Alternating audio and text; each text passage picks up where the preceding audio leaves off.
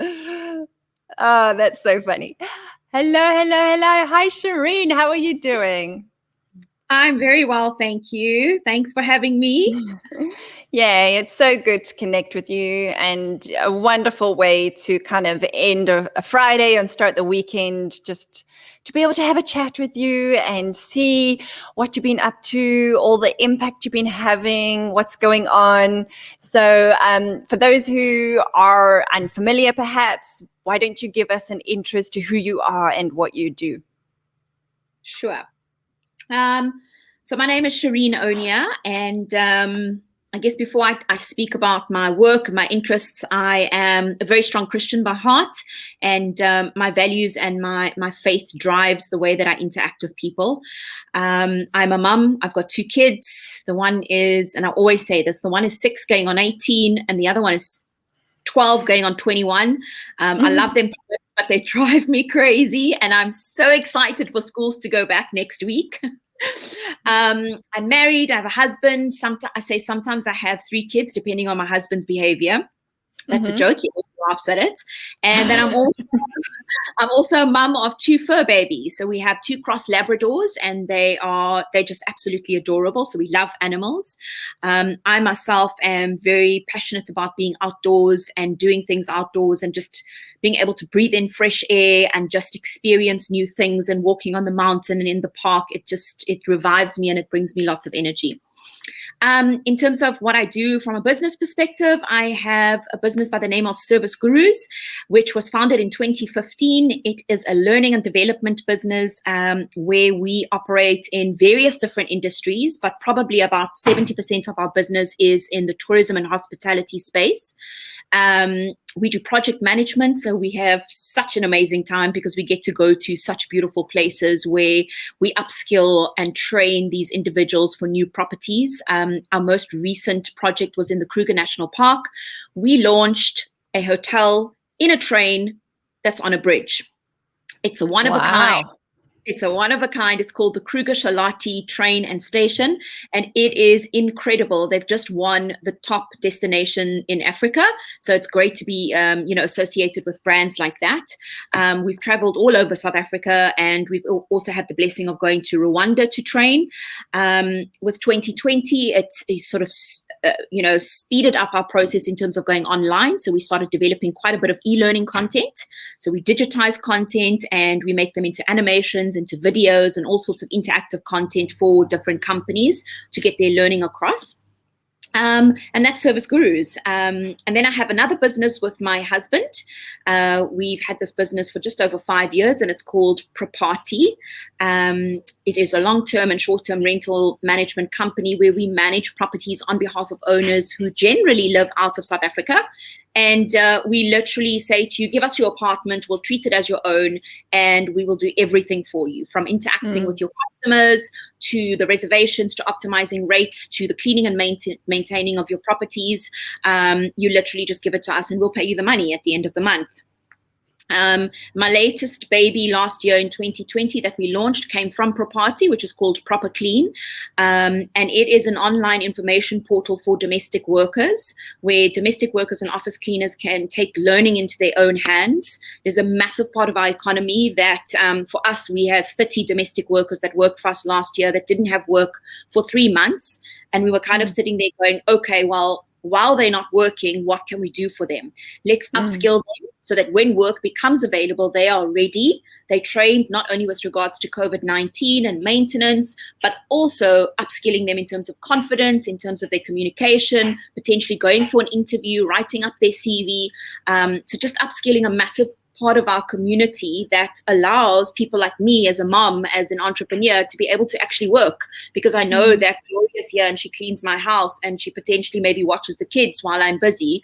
I can't do it without her. So how do we upskill this part of our economy? And that's Proper Clean. And then for me, my passion baby is ShireenOnia.com. I was very fortunate enough to do a vision boarding exercise about 7 years ago where my passion or my purpose was revealed to me. And for the past 7 years, I have been on a journey of finding out how I can live that passion or that purpose. And I think it's just becoming more clear for me. 2020 was great. It was a great year of self-exploration and self-development and internalizing and slowly starting to come together. That's beautiful. me. My goodness. And on top of all of that, you are also an ambassador for the CAF-Innate Academy.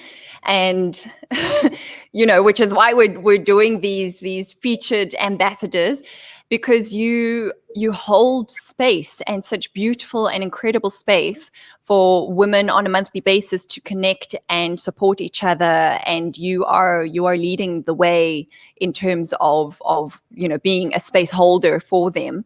And so you are just like a hat tip to you, because you are an incredible woman who is on such a journey of immense proportions, and your impact is I've certainly felt the impact of firstly just knowing you, but then also of you being part of the CAF-Innate Academy and holding these meetups.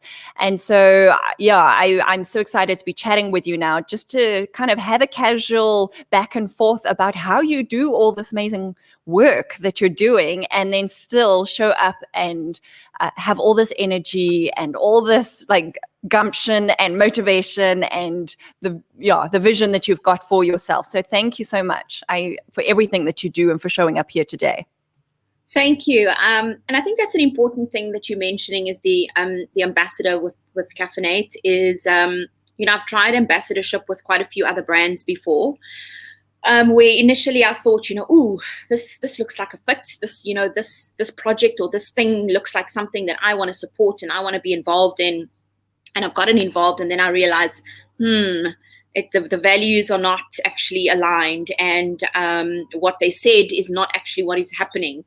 And I've moved away from those alignments. And and CAF-Innate, it just speaks to who I am. It speaks to what I want to achieve, and it's so much better doing it with other women, because we can only achieve greatness through others. And I think you learn that when you become an entrepreneur, that you can't do it on your own. You just cannot. They say it takes a village to raise a child, and it definitely takes a village to start a business and to continue operating a business. And CAF-Innate in my circle is just incredible. Thank you. And so in terms of all of so you rattled off 4 different businesses there essentially, and you're a mom and you're a wife, and you're clearly a balanced, well adjusted member of society. How do you do it all? Okay, so for everybody that's listening, Abby and I had a conversation just before this, and I just told her that this week was great, but I also felt very unsettled. Just a lot going on in my head. And at the end of the day, I'm human, right? We all have blood going through our veins, and I am human at the end of the day. And I get this question a lot where people say, how do you do all of this? And in fact, I've had it from, potential funders, and I've had it from, business partners to say, oh, but how can you focus on all of these things and, know that you are committed to the brands? And I think it comes down to firstly, knowing the people that you're dealing with. Do you know their values? Do you believe in their values? So when they say to you that I'm committed, do you believe that? And do the actions show that, actions speak louder than words, right? So I can only endeavor to show up in terms of my promises that I make for each of these businesses. And being an entrepreneur, we know there's no Monday to Friday. It's not 8 to 5. It's you work on a weekend, you work when you have to. And it really is about planning. When you do all of these personality assessments, and I have done the personal branding intensive course, which I would recommend anybody does, okay? And it just digs deep down in terms of who you are. But one particular assessment that's always stood out for me is the discovery insights, where they put you in this block of colors, right? And yes, there's lots of studies that's been done about it, and they don't just thumb suck and go, "Ooh, you are this type of person." But I come out as a dominant blue, which is very pedantic, very documented, administrative, likes to have things in place, and so on and so forth. And last year was hard for me because I had my kids and we homeschooled for 7 months. My very clever choice of words, because I could have very colorful words if I wanted to, but my word for last year was interesting. But my biggest lesson that I learned was how I optimally operate and when I optimally operate and when my brain works the best. And so I try to use that to the best of my ability. And so for me, the hours of between 5 in the morning and 8 a.m. is when I'm most productive and my brain is working really, really well. And then again, also from 8 p.m. until 11 p.m., my brain's working really, really well. But also my kids are sleeping at those times. My house is quiet. There's no disturbance. I can actually focus on what I want to do. And then furthermore, it's about taking that time and saying, okay, how do you place everything that you're busy doing into the time that you have available? And be quite selfish about that time, because they say multitasking many, many years ago was really cool to be a multitasker. But nowadays, most people can't multitask. You can't. It's just, you can't. Because you're not going to finish tasks off properly. You're going to jump from one thing to the next, and it's just not cool anymore, right? So to try and focus on tasks and then finish it, and if you look at my diary, I'll show you a little bit of a screenshot, but this is, I'm not sure if you can see it. Oh, there we go. Okay. Oh yes, yeah. But my calendar runs my life, unfortunately. It's one of the things that saved our relationship, myself and my husband. We always used to fight about, what are we doing on a Friday night? And he'd be like, oh no, we're going for drinks with Abby. I'd be like, no, I told you we're going for drinks with Michelle. Yeah. Like, no, you never told me. Yes, I did tell you. And eventually he was like, listen, love, I don't want to have this argument anymore. Please, can we just put it in the diary? Because I don't have a problem if you go for drinks with Abby. And he doesn't have a problem if we do dinner with Michelle. But we just need to manage the timetable. So, and that has been amazing for us. So everybody knows where everybody's placed at a certain given time. And we even put date night into the diary, right? Because relationships are, with work, you need the commitment. You actually have to make the time in, because before you look at it, you'll go, oh my gosh, when last did we go for dinner together? Or when, life just, so happens. I guess it's about, one of the things that you have taught us is it's setting the intention. It's setting the intention and then living out that intention and being conscious of that intention all the time. Because otherwise you're just going to wake up, go through life, go through life. And then you kind of like, wow. Where's my life? Yeah. Where's my life? And that's also okay. That's also okay because, who said that at 40 we must have it all sorted out? Who said that? We can find our way at any age, but it is about just setting the intention and saying, okay, right, now that I realize, what happened? What am I going to do about it? Because I have that choice, and it's in my control. It's got nothing to do with anybody else. Absolutely. I don't know if that answers. It does. One thing I want to add is I have an incredible support structure.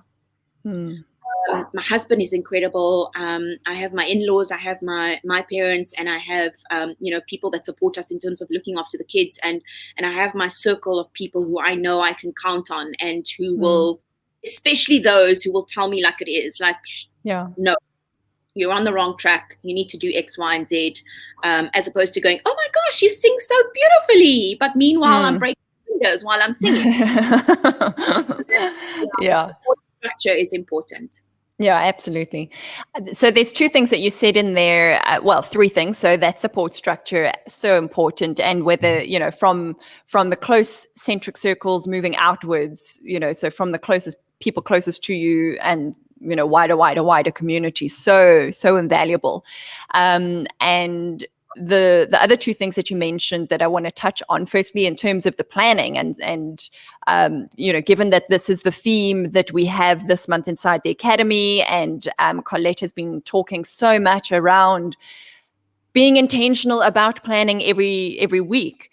I'm not a particularly structured and organized person. I tend to kind of just do things as and when they come up as inspiration strikes. So it has been a real reframe, but very much in line with what you've said, that, when you do have those structures in place and when you do use the plan and work the plan, that it gives you so much more, ability to then focus on what's important. And like you say, like the priorities, not all the things, but the priorities. So that helps us a lot. And the masterclass that Colette created has been serious. It's one of those things that it's simple, but it's profound, like, and the basics of what they don't teach you at school.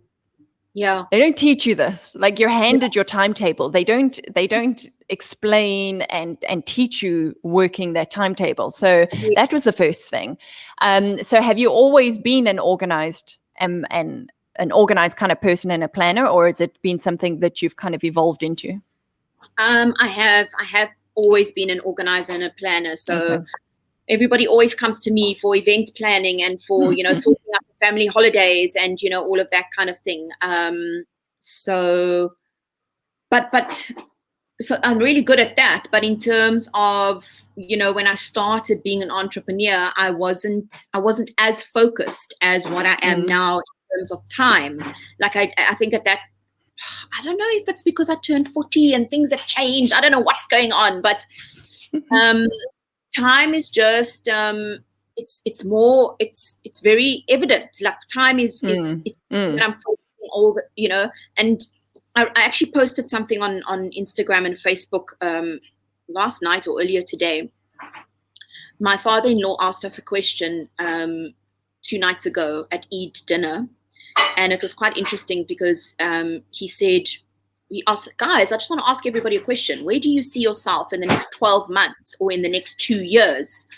And like some people started leaving the table, other people were like turning around.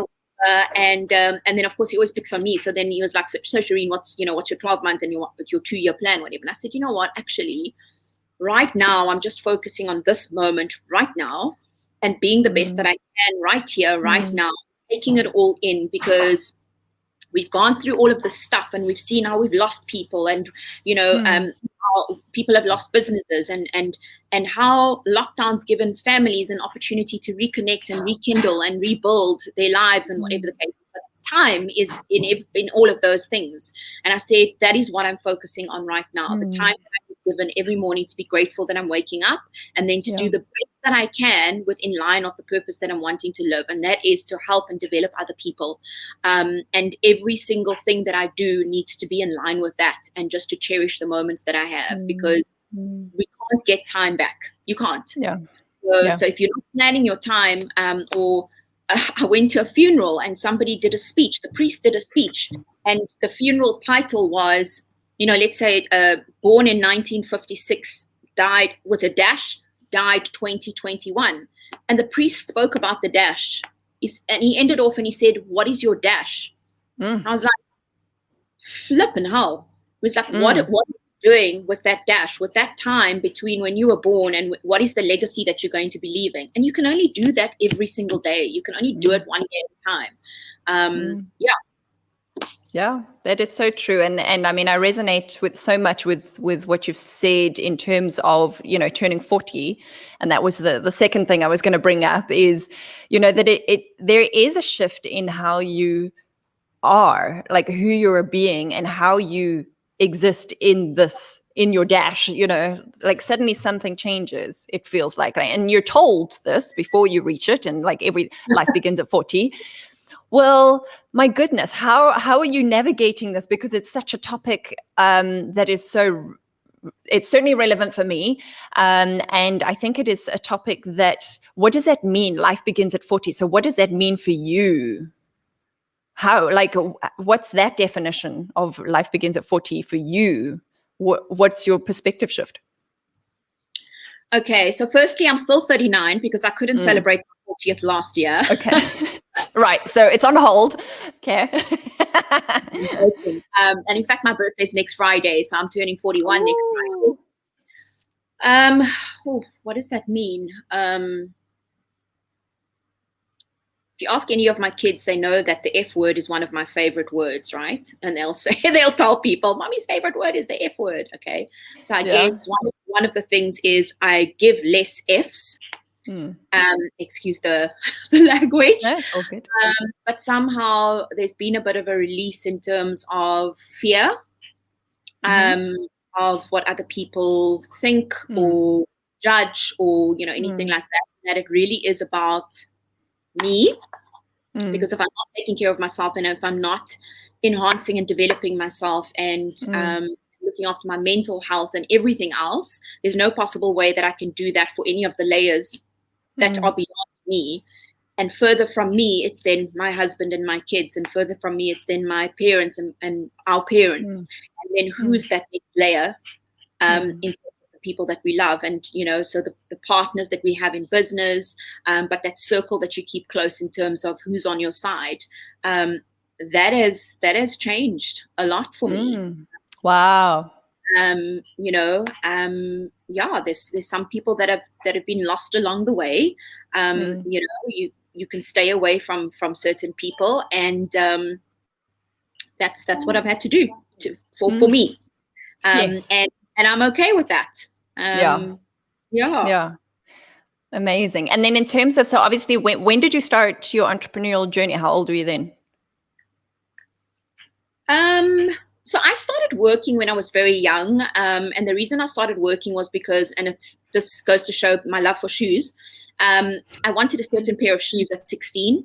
I was invited to a matric dance, and my mom took me to Edgar's, I remember, and she couldn't buy the pair of shoes that I wanted. And I was like, flipping hell, no, man, I'm not happy with this. How am I going to go out and be able to buy shoes when I want to and the shoes that I want? So I went out and found a job. My first job was as a packer at the spa in Hillcrest in Durban. I was promoted to a teller afterwards. But my first business was in 2004. It's 2004? No, I lied. 2006, apologies. 2006, was doing really well for a year. I got a 50% deposit for a national contract that I was doing. And then we finished the contract, and the person that was supposed to pay the balance of the 50% disappeared off the face of the earth. Oy. And I then owed about 350,000 Rand worth of money to other suppliers that I was making use of. And one of those particular suppliers, I think I owed them about 150,000 Rand. Then I had a court case against me, and they, I was living at home with my parents at the time, and they came to the house and they wanted to attach furniture and all sorts of things like that. So very quickly had to close that business down and deregister that business. So that was that. I had to go find a job, corporate job, because entrepreneurship didn't work for me. Then while I was working, we opened up a business with my dad, which was a fast food restaurant, which was doing fairly well. And then my dad got really, really sick through depression, and he committed suicide. We closed that business down. And you'd think that I then wanted to stay away from entrepreneurship because of those two businesses. But then nevertheless, I also lost my job twice, both times after coming back from maternity leave. And so there's two things I vowed that I would never have more kids after my second son. So I've got two boys and I'm very, very happy.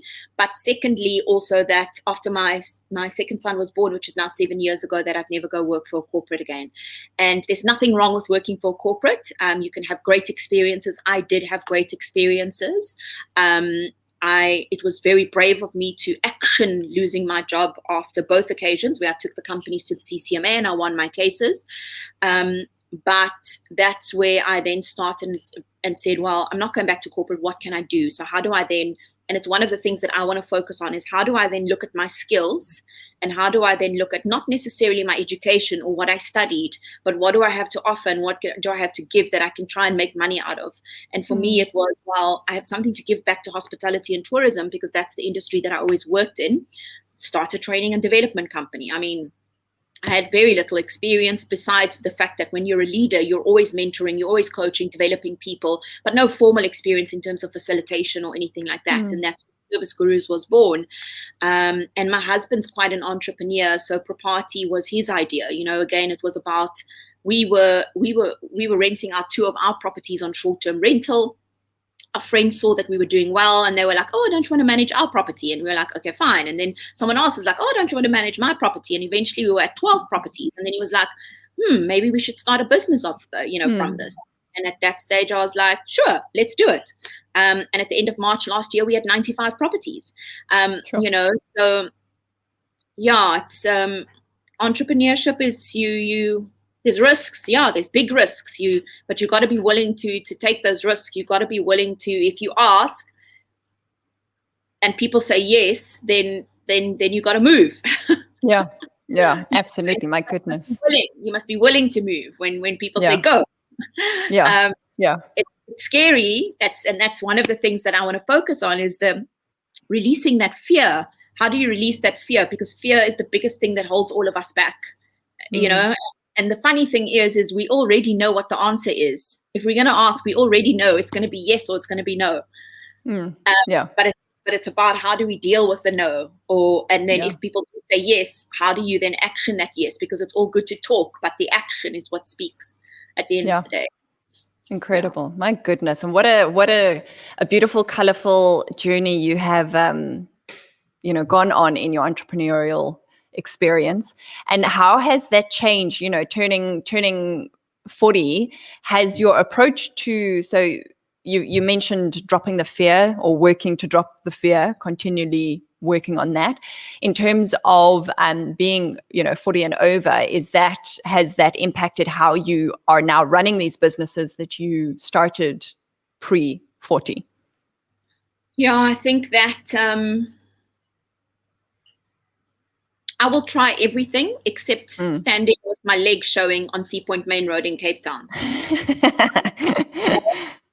Because there are opportunities out there, but you have to be looking for them. And I am just, the businesses that I have, I will continue to try and make them successful and continue to take them to the next level. And the only way that I've realized I can do that is I need to knock on doors. I need to ask. I need to ask for that meeting. I need to ask for that connection. And before I'd be a little bit reluctant, or, I'd be like, oh, that, that's too big a company, or oh, that person's too successful, whatever. And I'm like, what, there's nothing to lose. There's nothing to lose. In fact, there's everything to gain.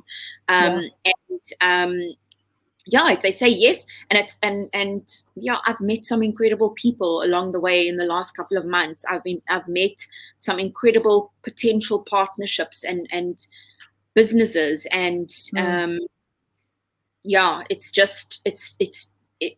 it's been such an eye opener knowing how many incredible people there are out there that are actually willing to help you on your journey. That are actually willing, when they say to you, oh yes, let's collaborate, they actually mean it. Or they say, oh yes, I'd love to refer your business, they mean it, because flipping out, hi Shireen, here's a connection to this one, hi, here's an intro to this one. You're like, oh my God, they actually mean it. Yes. Saying it. Yes. I like, that's Oh, incredible. My goodness.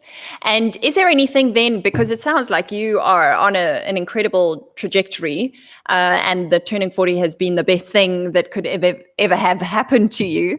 Is there anything that still kind of, triggers that fear or knocks the confidence out of you? Or are you just on this like high level energy all the time? I'm definitely not high energy all the time. Okay, I am high energy most of the time, but like I do work, like I work on weekends. I'll work on weekends, but maybe later on in the night, because I know there's no pressure to get up early in the morning, for meetings or whatever the case is. But I do make sure that I have fun and I'm with my family, and I, do all of those kinds of things, because those things give me the energy. They actually, they are what they fuel me to want to go, that doing things that I love. But there definitely are certain people that trigger my fears. There definitely are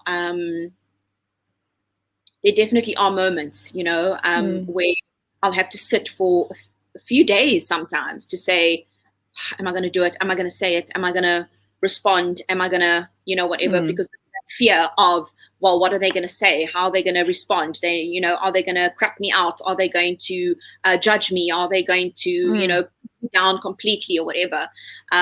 And most times what happens when you do respond or you do act is not as bad, because we build it up in our heads, Yeah, exactly.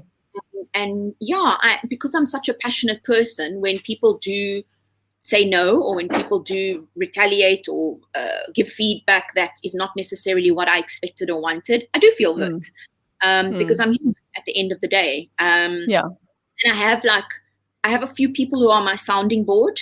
So I'll go to them and I'll say, hey, I need to respond to something. Can you just hear me out? Or I'll say, can I send you the email response I want to send? Can you read it for me? Before I used to just be like, respond, because you're responding from emotion. So I've learned now that, hang on a second, that's not always the best. And I'm so grateful for those people, because they'll put me in my place and go, actually, you need another 3 days to sit on this. And then send it to me again, and then I'll let you know, actually you're out of line, you're wrong. And you need to step up. So that helps. That definitely helps. That helps. So it's great having that support structure there. Again, coming back to that there's somebody you can sound off of. And in terms of then the technicalities of running all of these businesses, is there, and obviously you're in the marketing space, is there anything like from a technical point of view that you still struggle with from that marketing? Yeah, loads. I am by no means, and so I am affiliated with Future Females, where I coached 2 programs, and it's on technology, helping businesses with technology. And I actually I was part of the cohort last year to launch Proper Clean, and it was so incredible. And then when I coached the program in the first 3 months of this year, I redid the program with the coaching, right? And I learned again. And I think that's what it is all about. It's about, because things are changing. So, like there's MailChimp, and then all of a sudden I see, there's Mailblaze, and I'm like, what is Mailblaze? And then I'm used to using Hootsuite, and now there's Later, and then there's there's all these different things. So, and I was actually speaking to somebody last week, and I think for me what's been the biggest help is try and focus on one thing, become an expert at it, and then move on to something else when it comes to automation, or when it comes to efficiency programs, like, do you use Airtable, or do you use Slack or Monday.com, or, so don't try and look at all of them at the same time. You take one, use it, commit to it, and then make a decision, and then move on to the next one, until you find something that suits you. But I am very much exploring automation and efficiency for business, obviously because everything's gone online now, and whatever the case. Also, as our projects start to increase, we need something that we can keep everybody together. So got a couple of interns. They are based in Johannesburg. They're based in KZN. So how do we, besides having a Google Drive, how are we able to communicate with them? How are we able to, keep everything on one place that they can access it? We can access it. We can track it. So that's, I'm still learning all the time. There's so much. Yes. Awesome. Yeah, I mean, it is. It's an ongoing process of continual learning. And like you say, with the technology side of things, there's always something new. So you can't not always be learning. And then lastly, in terms of if somebody is wanting to get in touch with you in relation to the businesses that you do run, where is the best place for them to contact you? So I'm quite active on Instagram, and also in my Instagram profile, I do have my Linktree link, so you can go and check that out, and that then shows all the different projects or things that I'm busy working on, if people want to see some information. But it's Shireen_Onia. My surname is Onia, and that's where you can find me on Instagram. Okay, awesome. I just want to put this in a banner so that I can put it up on. So it is, say that again, at Shireen SHIREEN _ONIA _ONIA, and then they can get your Linktree link in your banner there. Okay, perfect, cool. There we go. Awesome. Thank you so much. So, yeah, I mean, this is why we love having you as an ambassador, because you like just connecting with people. You've got the energy, you've got the inspiration, you've got the stories and the empathy, and just the absolute. What's the word? We can, like, your purpose is so palpable. Your mission is so tangible. Like, it's so clear that you are a genuinely caring person who honestly wants to just help everybody that she connects with, and you do that all the time. And I always feel uplifted whenever I have the gift of connecting with you. So I do want to invite anybody who's watching the replay here, if you do want to attend one of Shireen's meetups, then just go to CAF-Innate.com/meetups, and you'll find the listing there, so that you can register. The date of your next one in August is on the 2nd of August, is it? 4th of August. 4th of August. 5th of August. Let's see. I've got it as the 5th of August. Thursday, the 5th of August at 10 o'clock. At 10 o'clock. Okay, perfect. So the 5th of August at 10 o'clock, you can go to CAF-Innate.com/meetups, find Shireen's calendar link there and go and register. It's absolutely free. And then have the gift of just connecting with this incredible woman, because she is somebody that you want to have in your inner circle. Where you talk about having support structures, you want Shireen in your support structure. That's just 100%, honestly. Yeah. Our last meetup, we had almost 25 ladies online. And so, yeah, just another opportunity for you to connect with other incredible females, expand your network, expand your support system, and have an opportunity to engage with CAF-Innate and see what it's all about. Incredible. Well, thank you so much for spending some of your Friday afternoon with me. I really appreciate connecting with you. And yeah, week off. Absolutely. Awesome. And thanks anybody who's watching the replay. If you want to get 1 week free, actually, we do have a trial period where you can log in and see what it's all about and dig into the toolkit. So just head to CAF-Innate.com/1-week and see how it goes. Awesome. Thank you so much, and see you in the academy. Yeah. Bye, everybody. Thank you. Thanks.